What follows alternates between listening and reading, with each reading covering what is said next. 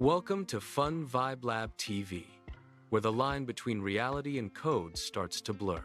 Think about the last time you were lost in a high-end video game. You stare at hyper-realistic lighting, fluid physics, and characters that react to your every move with uncanny precision. Now, pause. Look at the room around you. What if I told you that the only difference between that game and your actual life is the resolution? Imagine a civilization millions of years ahead of us, possessing the raw computing power to run a simulation so perfect, so indistinguishable from reality, that the beings inside it us would never even suspect they were lines of code. This is not just a plot for a sci-fi blockbuster.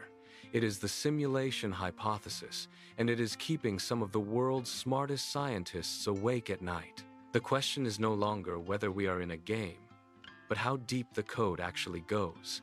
Are you ready to see how far the rabbit hole descends? To understand why this theory holds such weight, we have to look back to 2003.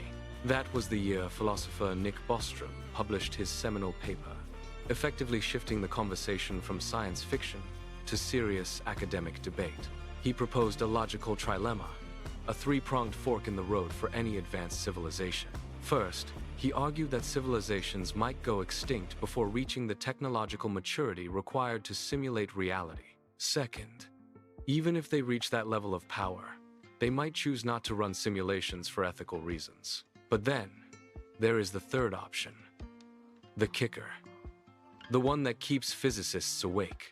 It suggests that if a civilization can run these simulations, they will run them, not just one, but millions. By simple logic, the odds that we are the original, non-simulated version of ourselves are effectively zero. The math behind this is not just abstract theory. It is a cold, calculated dismantling of our importance. Consider the scale. If a single advanced civilization gains the capacity to run a simulation, they will not stop at one. They will run millions of variations. They will tweak variables, observe outcomes, and reset the clock. Each of those millions of simulations would, in turn, be capable of spawning their own nested realities. The branching path of digital existence grows exponentially. Suddenly, you have a pyramid of billions of simulated worlds stacked upon a single lonely base reality. When you look at those numbers, the probability that you are the original, organic version of yourself becomes a rounding error. It is statistically impossible for you to be the one true inhabitant of the Foundation. You are a needle in a haystack of digital ghosts. This realization shifts the ground beneath your feet. Your memories, your struggles, all of it, could be nothing more than a localized data set. You are a line of code running in a sandbox, unaware that the walls of your world are merely the limits of a processor. The math does not care. If we are living in a machine, the machine must have limits. Look at the fundamental laws governing our universe. Why is there a hard speed limit, the speed of light?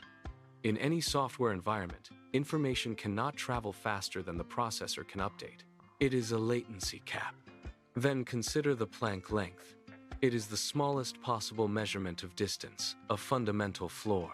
To a physicist, this looks suspiciously like a pixel size. It is the resolution limit of our reality, the point where the grid becomes visible. These are not just natural constants.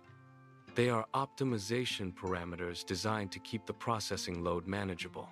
If the universe were infinite in resolution, it would crash the system. Instead, it is compressed. Researchers are now treating space-time like a dataset. They are hunting for rounding errors, for glitches in the fabric of reality that would betray the underlying code. We are not just looking at the stars anymore. We are looking for the seams in the screen. So, here is the ultimate question to leave you with tonight.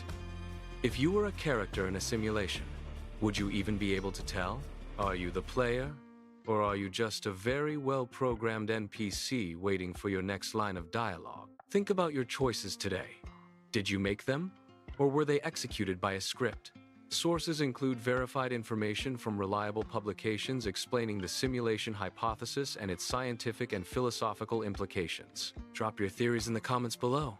I read every single one. And make sure you hit that subscribe button.